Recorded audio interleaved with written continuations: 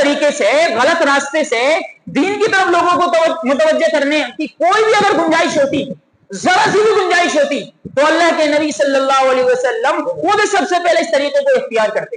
اللہ کے نبی علیہ السلام مکے میں گزر رہے تھے تو ایک بڑھیا راستے میں ملی۔ بڑھیا نے کہا کہ بیٹا کہاں جا رہے ہیں؟ یہ میرا سامان ہے، آپ ذرا اسے فلاں جگہ پہنچا دیں۔ بہرحال وہ قصہ مختصر یہ کہ اس نے پھر اپنا تعارف کرایا کہ یہاں تو عذاب آنے والا ہے، چونکہ یہاں پر ایک محمد نامی ایک شخص پیدا ہوا ہے اور وہ جو ہے ہمارے بتوں کو برا کہتا ہے، اللہ رب العزت کی طرف دعوت دیتا ہے۔ پھر اللہ کے رسول نے بعد میں تعارف کرایا کہ وہ محمد نہیں۔ یہ لمبا چوڑا قصہ، بلکہ اس کے اوپر اشعار بھی بن چکے ہیں۔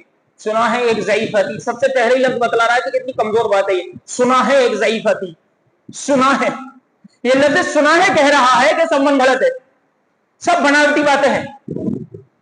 کہانی بنا کر کے پیش کرنا لوگوں کو اپریشیٹ، وہ لوگوں کو موٹیویشن دینے کے لیے، یہ اللہ کے نبی علیہ السلام کے بارے میں نہیں چل سکتا۔ کسی اور کے بارے میں آپ کوئی کہانی بنا دیں جس سے جو ہے لوگ ایموشنل ہو جائیں، جذباتی ہو جائیں اور عمل کے لیے تیار ہو جائیں، ان کے اندر محنت کرنے کا جذبہ پیدا ہو جائے، وہ کسی درجے میں چل سکتا ہے۔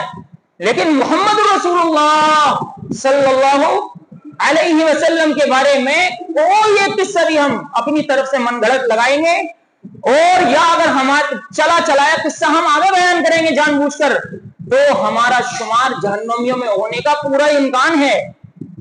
صرف بہت اچھی طرح یہ بات کو سمجھیں۔ اچھا، اس کے لیے دلیل یہ دی جاتی ہے کہ ابھی ہم کوئی غلط بات تھوڑی کہہ رہے ہیں، ان قصوں سے اللہ کے نبی صلی اللہ علیہ وسلم کے اخلاق ثابت ہو رہے ہیں۔ اتنا ہی تو ہو رہا ہے کہ اخلاق ثابت ہو رہے ہیں۔ اللہ کے نبی علیہ السلام کے اخلاق کتنے عظیم تھے۔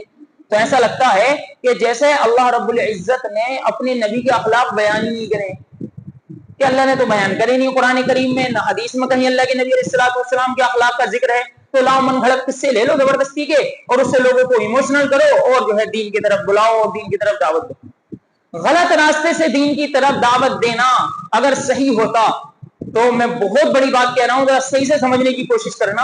اللہ کے نبی علیہ السلام کو جتنا لوگوں کو دین پر لانے کا جذبہ تھا، اللہ کے نبی علیہ السلام سب سے پہلے یہ کام کرتے ہیں۔